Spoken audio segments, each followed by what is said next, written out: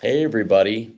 So happy to be with you today because I was rushing around all morning today and I was holding on to my first appointment, which was here with Carly Redding, who is the executive director of CIFAR, Center for Agricultural Resilience. And she works with Will Harris at White Oak Pastures. This is the nonprofit of White Oak Pastures to help educate farmers. So Carly is a calm in the storm. Well, when I'm around Carly, I have a very you have a very calming energy, and I appreciate that. So, welcome, Carly. Thank you, and thank you for having me. Yep, yep. So, um, maybe we should start on that because just genuinely where I want to come from. So, there's something very interesting over at White Oak Pastures, which is um, the times I've been there, it's very centering. And do you have that? Do you have people say that about the experience when they come to an intensive events with you at CFAR? I think people just tend to really like being here. Sometimes they don't necessarily use those words, but there is something very rejuvenating about being here on farm. Yeah, yeah. It's centering or grounding, and it also is rejuvenating. Well, it's just, I think oftentimes we lose sight of things in our life, right? We have so much going on and there's so much noise around us.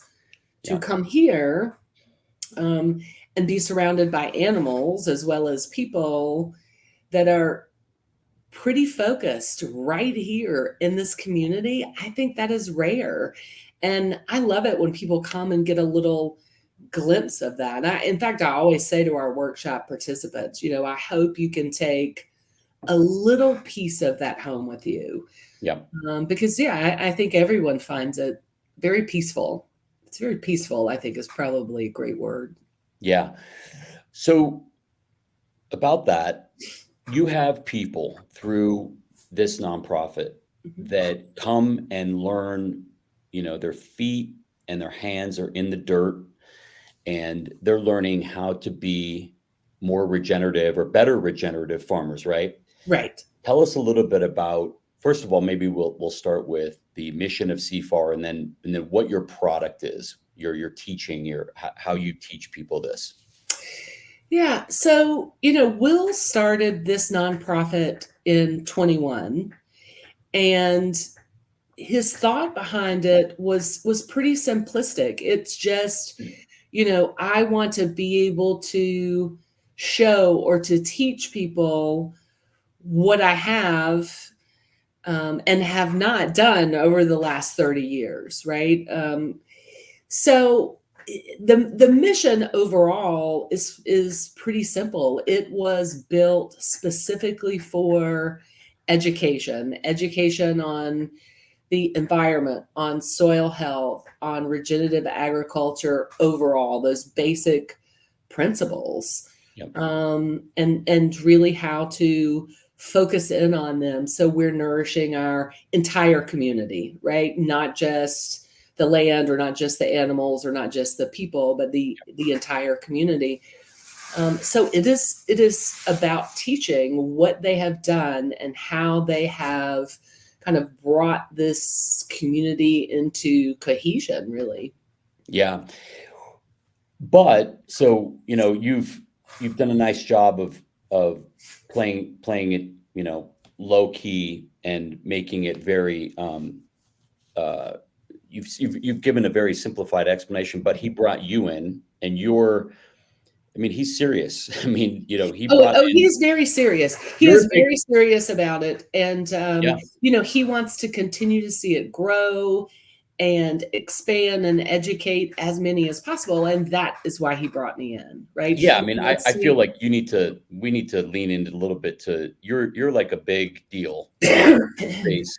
And you're bringing a level of professionalism and education to this whole endeavor. So maybe a little bit about you, Carly. Yeah, Well, so first of all, it's interesting. I did not come from an agricultural background. yeah, And as you know, and I don't know how many people listening know, but that is pretty standard for this farm. yeah, There are a lot of us that work here that are coming from different areas. yep, My particular area, my degree is in clinical psychology, and it focuses on community health and development. Part of the reason that I got there was I started out the first half of my career actually fighting against big pharma. Um, I kind of went into this world, and it's really funny. I was having a conversation with a friend the other day, and we were talking about the prison system. And I worked in the state hospital prison yeah, in the very early part of my career. And I was just telling him recently, it was this moment that I realized that that job is really what changed my entire career path. I went there as a training psychologist, and I walked away almost going, "Ooh, I don't think I want any part of this." yeah, It was just really nothing but over medication. right, And I was still in school. I was still in the very early part of my career, and I changed my focus. And I left. I went out to California and started working in a clinic that they focused on treating without the use of medication for whatever reason, whether it was medication intolerance or that sort of thing.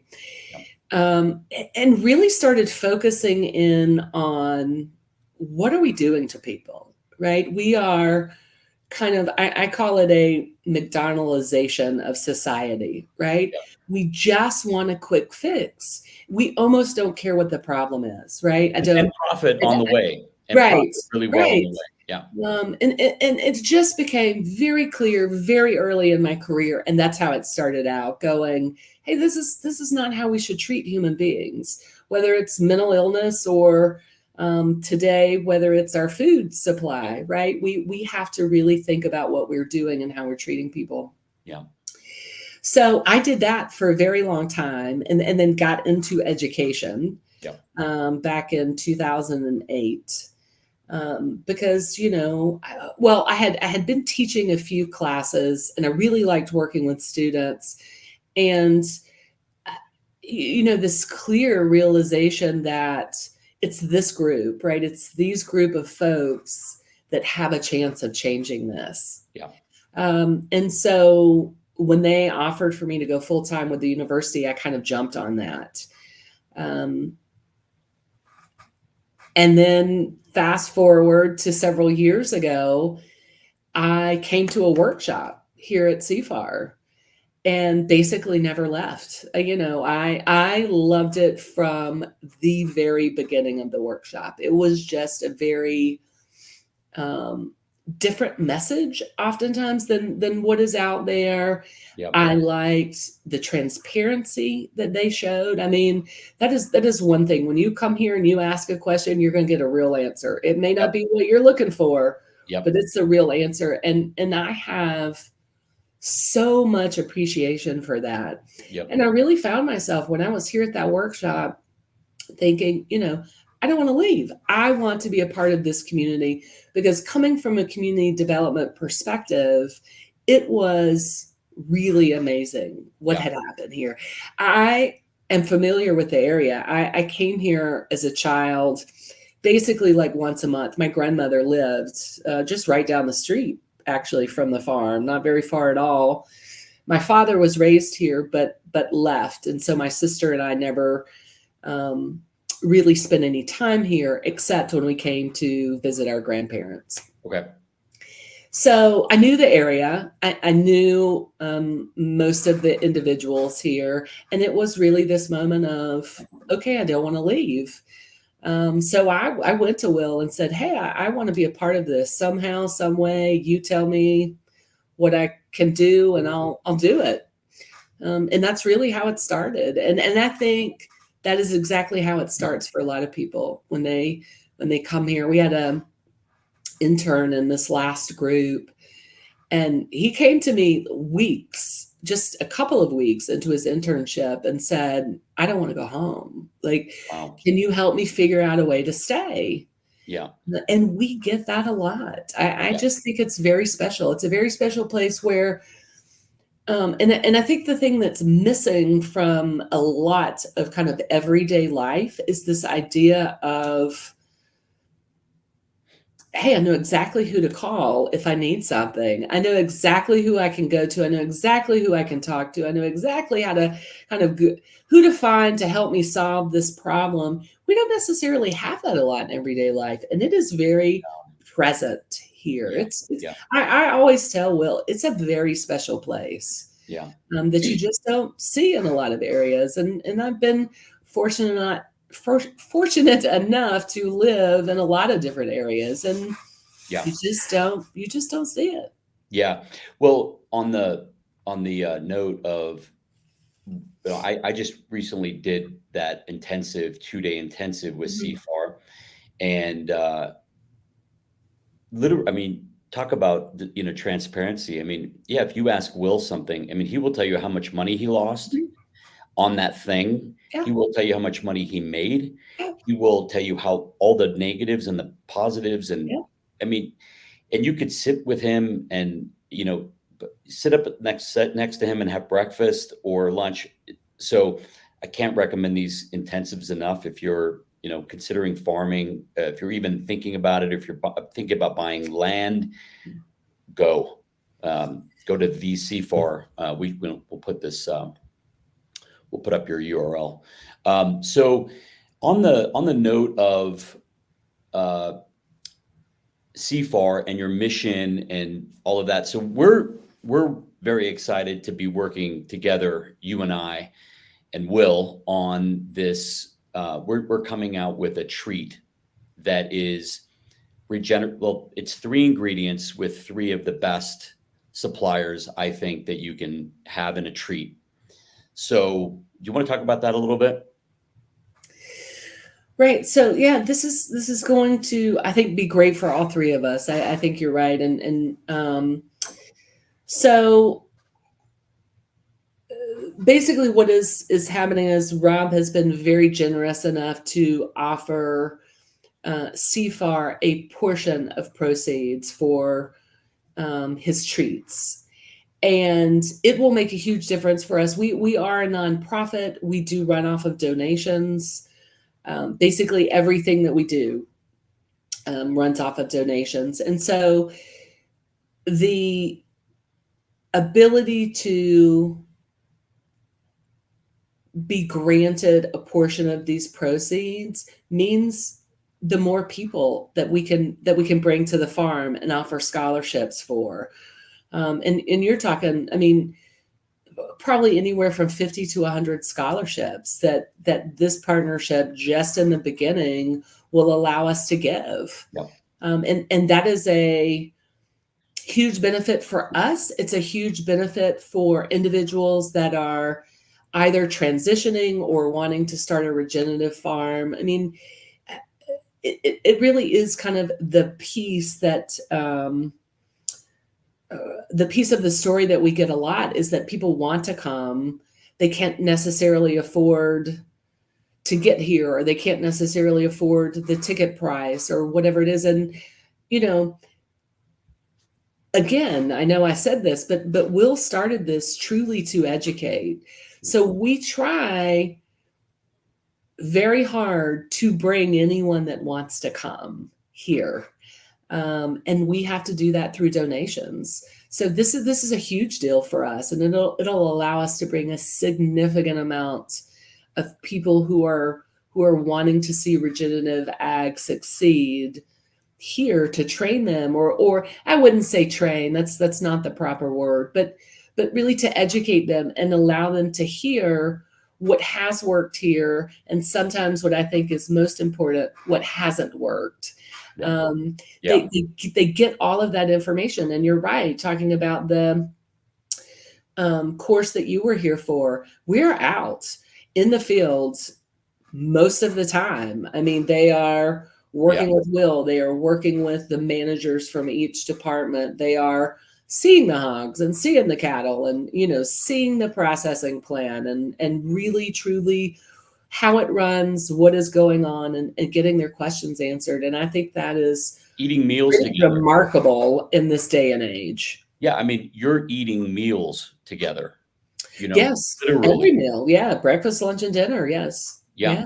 So, and we're honored. I'm personally very passionate about changing the world through regenerative ag. I think changing the world through, from the point of view of carbon sequestration, the health of our food, the soil microbiome of our food. That's really where I connect with your mission and Will's mission is microbiome. The food that is grown in and on that soil, it benefits from the health of that soil. And so all of our farms have been strip mined of the minerals and the microorganisms that honestly make food healthy.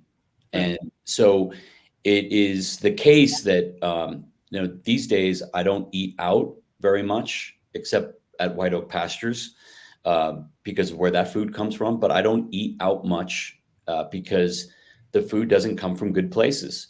It's a shame. I like to eat out. I like to be cooked for. So I'm very careful with the sourcing of my food and my dog's food. And I've now come to the point where, it didn't used to be when I first got my dogs that, they were getting organic, but they weren't getting grass fed. Now everything I do is 100% grass fed. And that usually means it's a regenerative farm most of the time, most of the sourcing. And I mean, I'm well beyond this whole natural BS, this whole, free range. No, that's just complete horseshit. Right.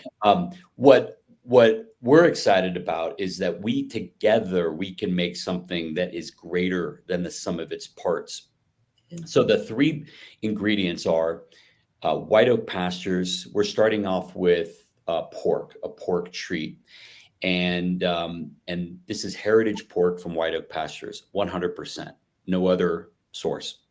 The second is our organic vegetables that are fermented. We made a custom formula for this treat. This treat's called, the name of the treat is Guttables, Gussy's Guttables. And then the third ingredient is a Manuka honey from New Zealand. It's organic, it's raw, and it's from a company called Wetherspoon. Great, great, great company. So those three ingredients are combined, turned into a chip, a medallion, and they're dehydrated, and they're the best thing you can give your dog. We're clear that they're the most nutrient dense treat on the market. And there's lots of reasons why we can back that statement up. We won't go into that on this show, but it will be the topic of another show. And so together, what we're doing is we are giving 5% of every package to CIFAR. And we want to be part of a flywheel that helps educate and bring into being more regenerative farms. It's only going to be through. I read some stuff, Carly. I'm sure you're super knowledgeable on this topic, but about how many farmers are aging out, and we have got to get young farmers to take over these farms, either buy them, lease them, or in the cases of families, take them over. And we've got to give them all the tools to run those farms successfully, whatever that means for them. Not everybody has a farm as large as White Oak. So in your scale, what is it going to take for you to be successful, earn a living, earn a life from your farm? So we're so pleased to and honored to be working with you and supporting that mission. I mean, it's, I get to wake up every day that, thinking that this isn't, our company is not just about turning over a dollar. It's about what social change can we help create positive change in the world? What can we use this company to affect? And so, I'm super pleased and honored to be with you. So I will say this, we're launching this in December. So anybody watching this, I hope that you'll share this video far and wide with people, encourage them to go to our website, which is just simply gussysgut.com/treats.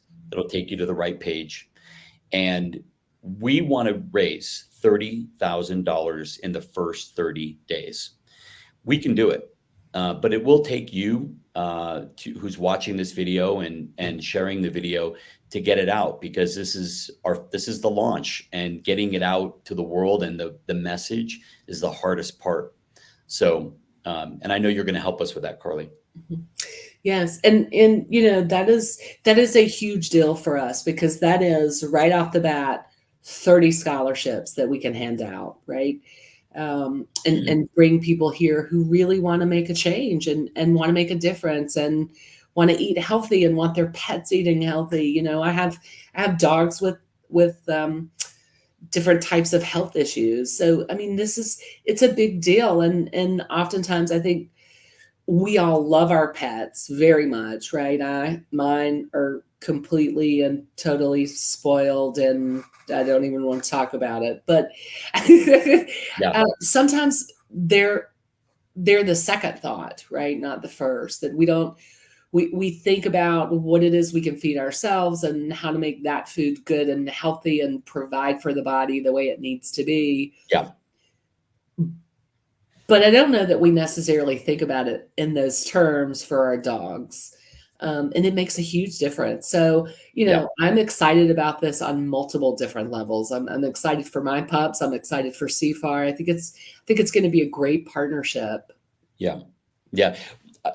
I was stunned. I can't remember if it was on Joe Rogan's show, with the last one with Will and Jenny.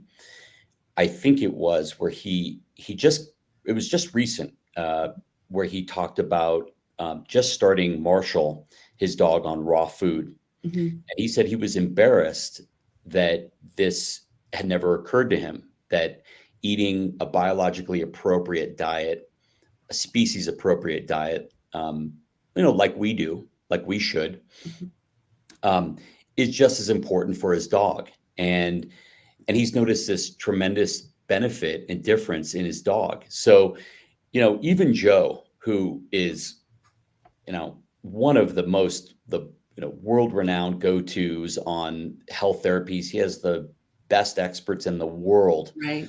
literally on Mm-hmm. basically every subject, but health especially, coming to him.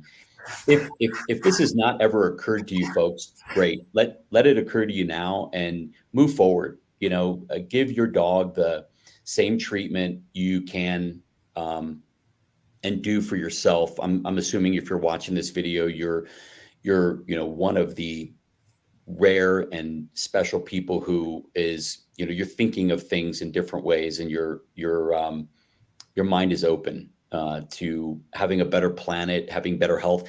And we think this idea came to me because I believe in the pet's health can transform the planet's health.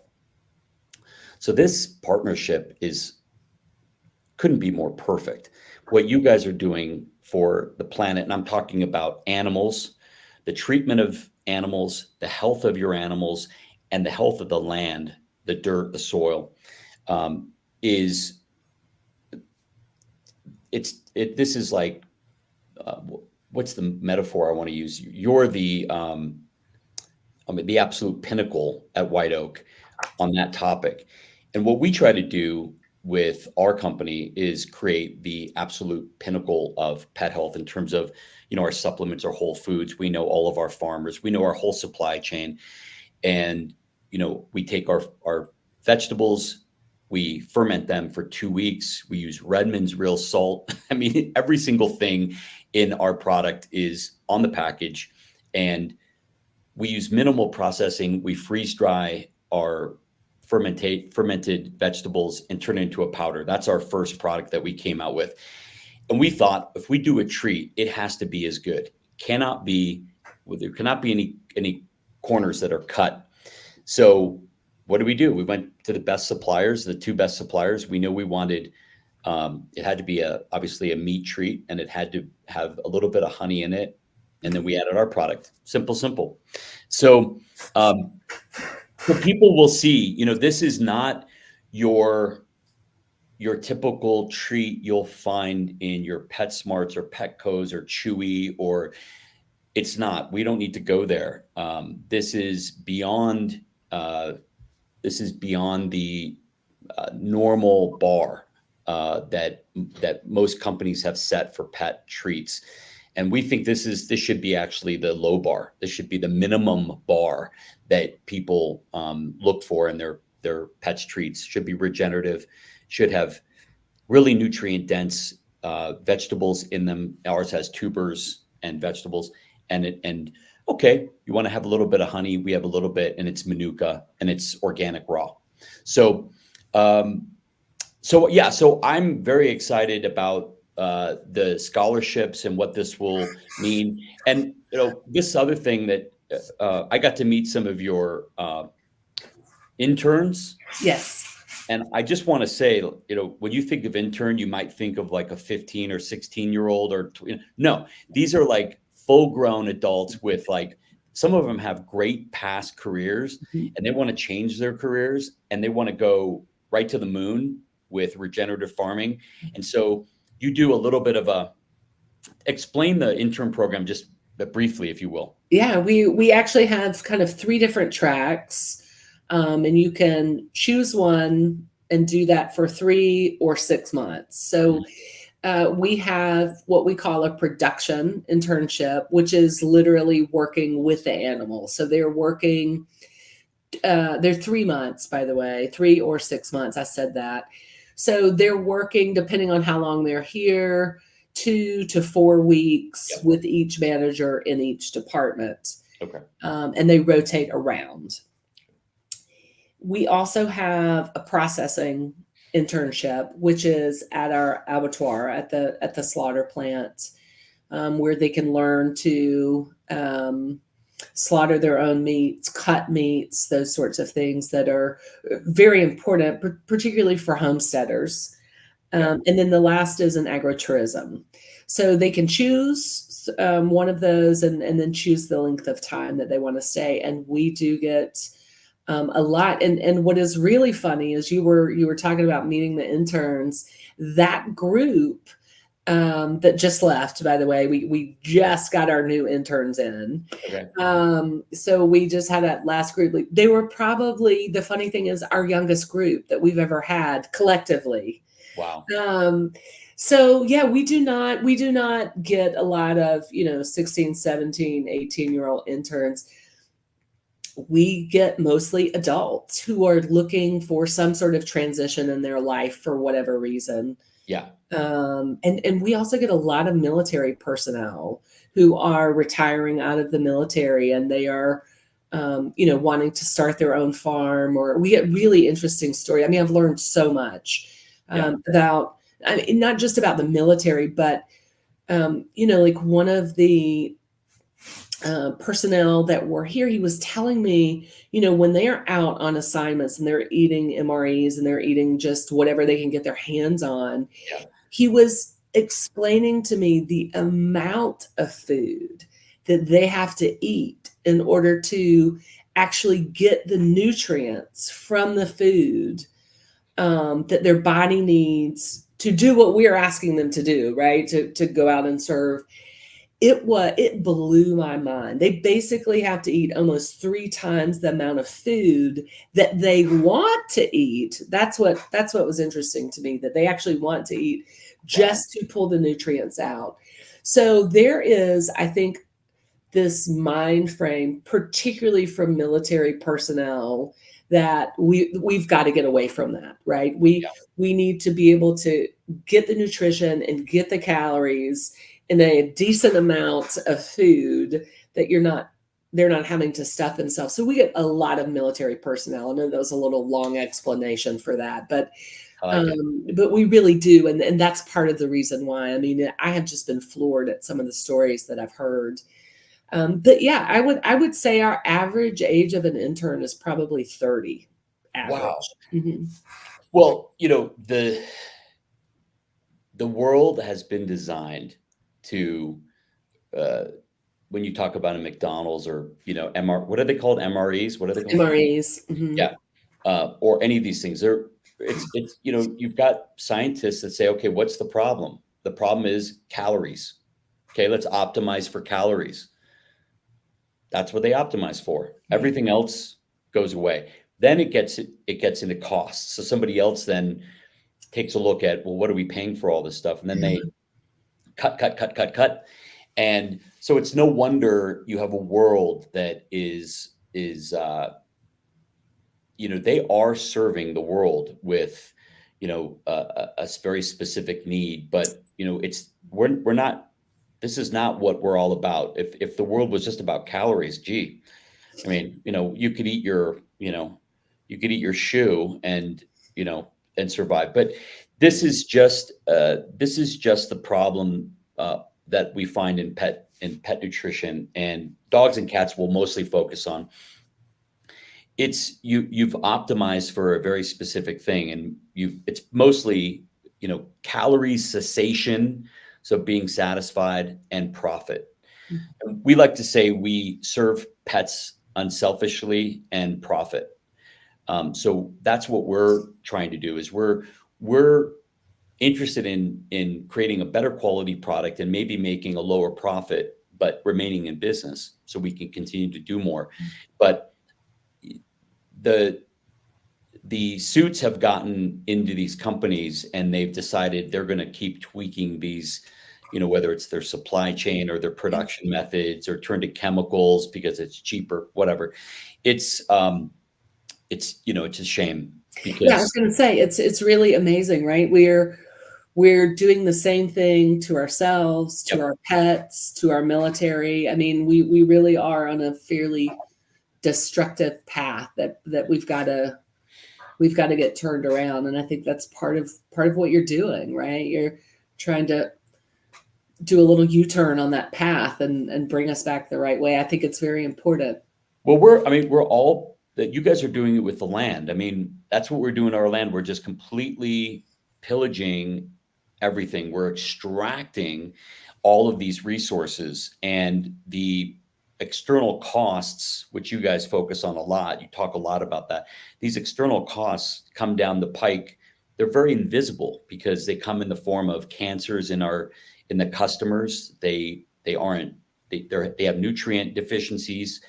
They have degenerative diseases and worse, and people can't go back and attribute it to the thing, you know. So, oh,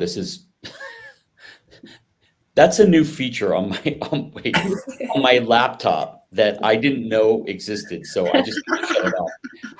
Thank you, Apple. That's funny. If I did my thumb, it popped up this bubble.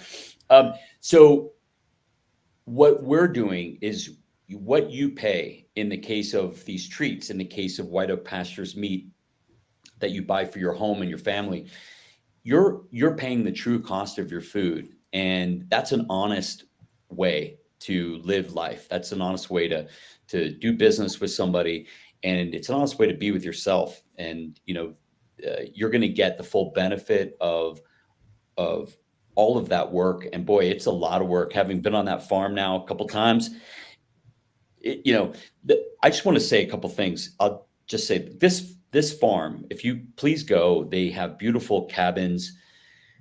You don't have to do a course with CIFAR. You can go around. You could ride horses. You Yeah.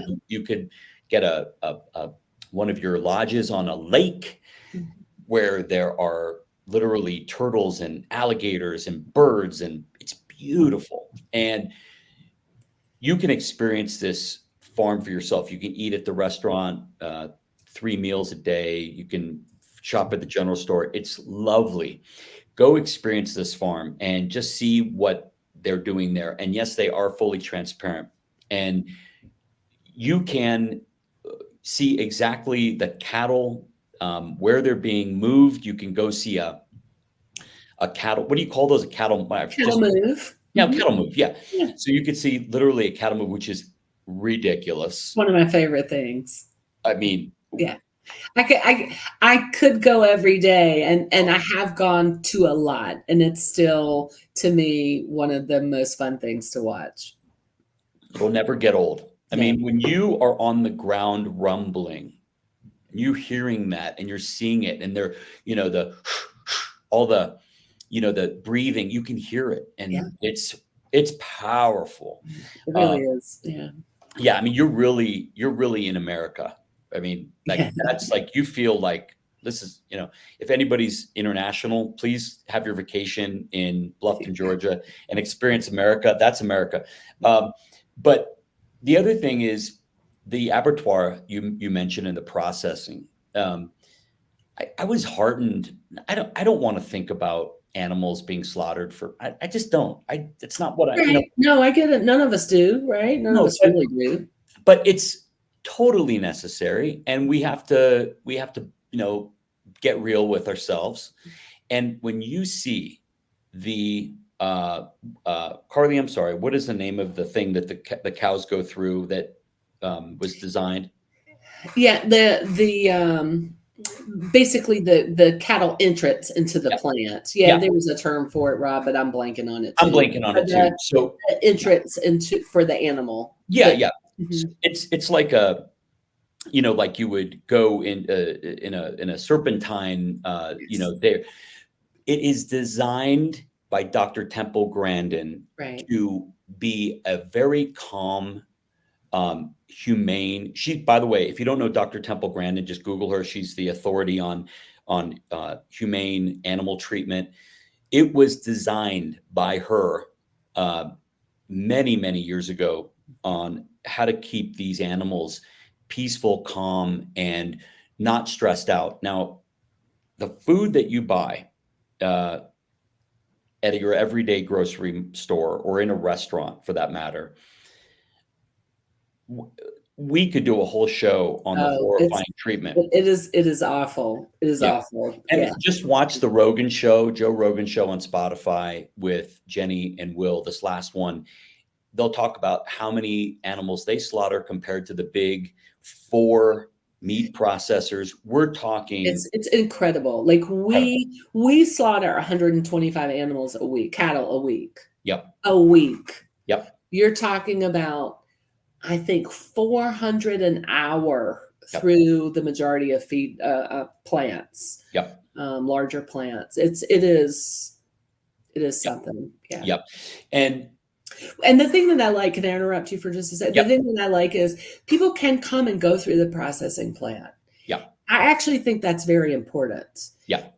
When I first came here, my thought is, okay, if we're going to eat meat, right? If Yep. we are going to slaughter animals for the nourishment for ourselves, we all need to see what that's like. Yep. We need to see what that's like for the animal.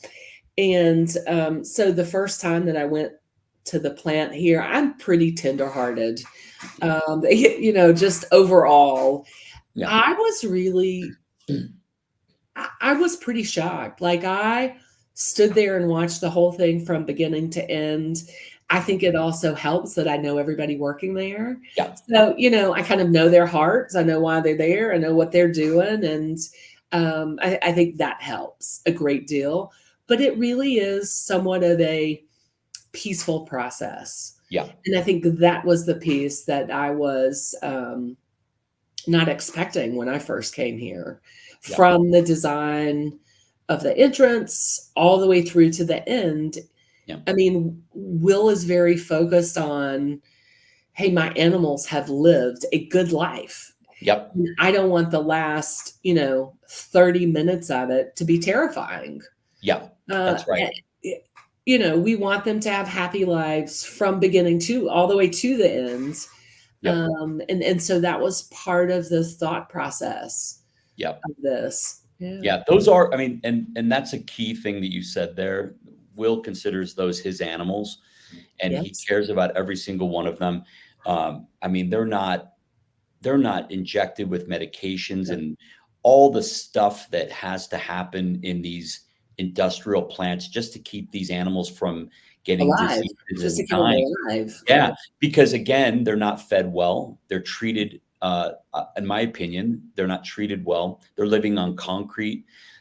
Some of them are living multiple stories high over each other. Yes. So you're in feces, and all these animals are within each other's feces. So it's no wonder they need to be over antibiotic, over vaccinated, all this other stuff that is it's so different when you're raised and moved from pasture to pasture daily. Every day these guys get moved. Yeah. I mean, it's incredible, So anyway, that just goes back to going there and being able to see, or just go to their social media channels and see some of the videos they take. You So can also see some of the great cow moves. They post those all the time. yep, Yeah. that's right. Yep. It's not And the same as being there, but it is beautiful to see no matter where you're looking at it from. No, it's not as good as being there. Without, I can attest to that. It's not even close, but you can get a taste. You can get a taste. And so the farm and it's been in Will's family, I think, over 156 years. Mhm. And it's what is it? Thousands of acres, right? It is 3,200. Yeah. And then we also have some land that we solar graze under as well, which doubles our land size. Yeah, yeah. And they even show you that in the intensive with CIFAR. And so your nonprofit's website is the CIFAR, Center for Agricultural Resilience.org. Yes. And just want to remind everybody as we end here, just, let's get this $30,000 for 30-day goal done. We want to present a check. I want to be in Bluffton presenting a check to Will at the end of 30 days. That is my goal. I'm going to do everything in my power to make that happen. And what we want is also, if we get a really great response, that I think we will, we're going to come out with 2 more proteins. And so what we want to do is have a line of 3 treats with Will and Carly that we can bring more into this whole, create this whole flywheel for improving the planet and improving our dog's health. So do you have anything else to end on this note, Carly? No, I was going to comment. You made a comment earlier about the price. And I just want to comment on that because the price of regenerative meats are much higher. And if you do not know the reasons for that, Will talks about it in his book and on a lot of podcasts. There are very tangible reasons why the products are just more expensive. Yeah. Part of it is the way that we think. We are one of the only countries in the world that actually spend less on our food than we do where we're living. Most places that's swapped. People pay less for mortgages and rentals and more for their food. Part of it is about changing our mindset. We are going to have to pay a little bit more and we have to figure out a way to supplement those that can't, right? And that's part of our job and we'll continue to work on that. But I just think it's an important note because it is more expensive and people talk about it a lot. And I just hope people understand the reasons why. Yeah, well, thank you for that. I mean, it's that is a good point. And we're not talking a lot more. We're talking that what you're able to do with your dollar is, when we talk about, it's becoming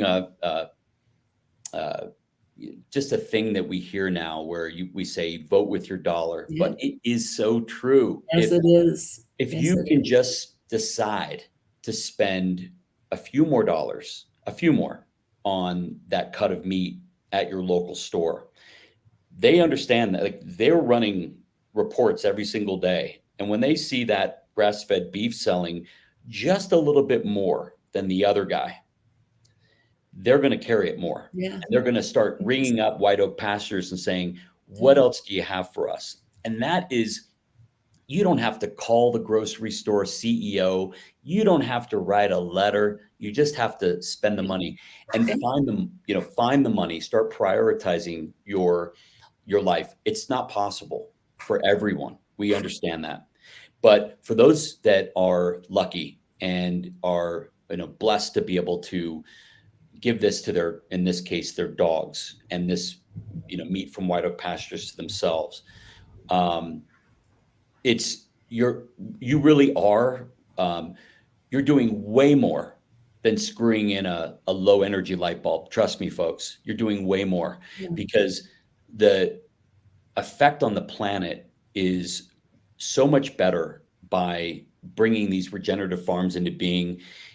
If you start looking at some of these documentaries, like Kiss the Ground is a really good beginner um, documentary. I think it's still on Netflix.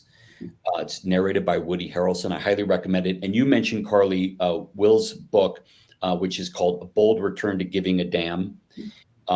It is right. Am I pointing at the right book right there? Do you Oh, see? yes, you are. Yes, I can see it. Yeah. Yeah. So that's his book right there. I literally leave it up there. Because to us, this is like, I'm not going to write a book. If I did, it'd be something like this. I believe that, creating Gussy's Gut was a force for good and change in the agricultural system. So we go through great pains to know every single supplier of our product, and we think it's not only worth it. I think it's incumbent upon us to know that. So we don't have any. There's no mystery ingredients in our product, and I think that's just really important. So no, I agree with you. yeah. And by the way, absolutely get the book, but I love to hear him speak. There is an audio version that to me is just the best. It is the best. It is the best. I have both versions. I have Me Audible, too. Me book. too.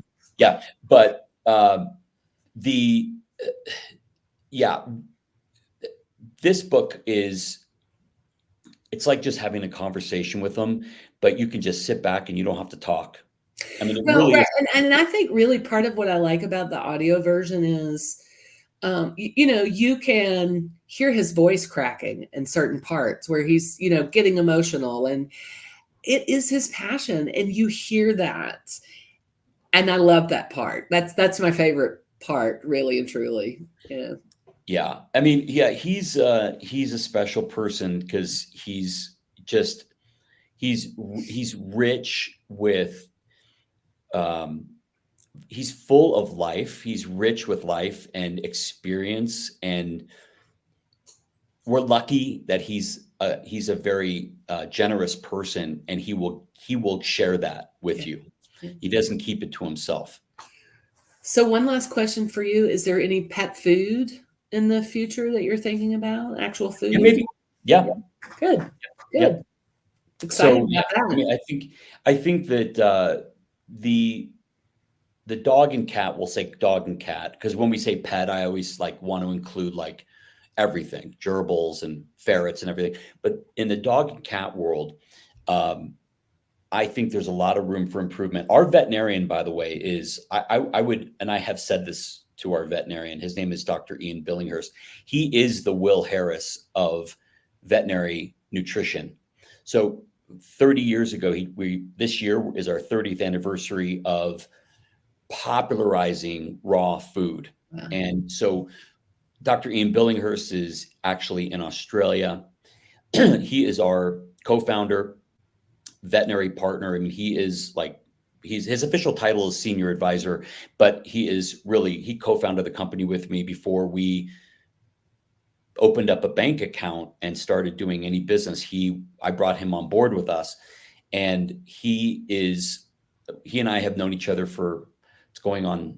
so we knew each other in 2000, so 24 years almost. And if you want to know about species appropriate ancestral diets, you go to Dr. Ian Billinghurst. And so if raw food is something that's also of interest to you, we just launched, I know this is something that you're very interested in, Carly, is digital course learning, digital learning. Yeah. So we just launched DIYpethealth.com because that's part of our commitment to teaching you how to feed your dogs and cats the species appropriate ancestral way, the way they were made over millions of years to be fed. And it isn't kibble. It's just not. Maybe in a few million years of animals eating kibble, maybe their genetics will start to change, but that's a long ways away. They're still very much Yeah. meat scavengers, carnivores. Cats are pure carnivores, and dogs are scavengers. They can eat a mix of things, but meat is where it's at. And this has just made me think of this. Grass-fed and finished, no grain, grass-fed and finished animals they're eating this nutrient-dense vegetable, basically, a vegetation. They're upcyclers. So for anybody that hasn't thought about it, it just hasn't occurred to you. Cows are amazing animals. They've been able to upcycle and transform that grass into all of its nutrients go into the meat. There's a lot of omega-3s in that meat. Now, when an animal eats grain, there's a lot of omega-6s and 9s, and those are really not really what we need. We need a little bit of them, but very little bits, and so do our animals, very little bits. The grass-fed have a lot more omega-3s. They're so much more nutrient dense. You get it in the meat. So when you compare a grass-fed cow to non-grass-fed cow, with the grass-fed, you might as well be thinking that this is like drinking a green drink with your meat. And you don't have to. You just have to eat the meat, and it's all there. All those nutrients are transferred into the meat, and the quality of the soil also is part of the meat as well. I mean, it's remarkable science, and so I guess on that note, we'll come full circle and say, if that's something you're interested in learning how to farm regeneratively, please go to Carly's website, thecfar.org. Meet Carly, meet Will Harris, meet Jenny Harris, meet the family. You're going to meet the whole family. Oh, yeah. You're going to meet the kids and the dogs. And we had Will. We have pictures that'll be on our social media of Will feeding.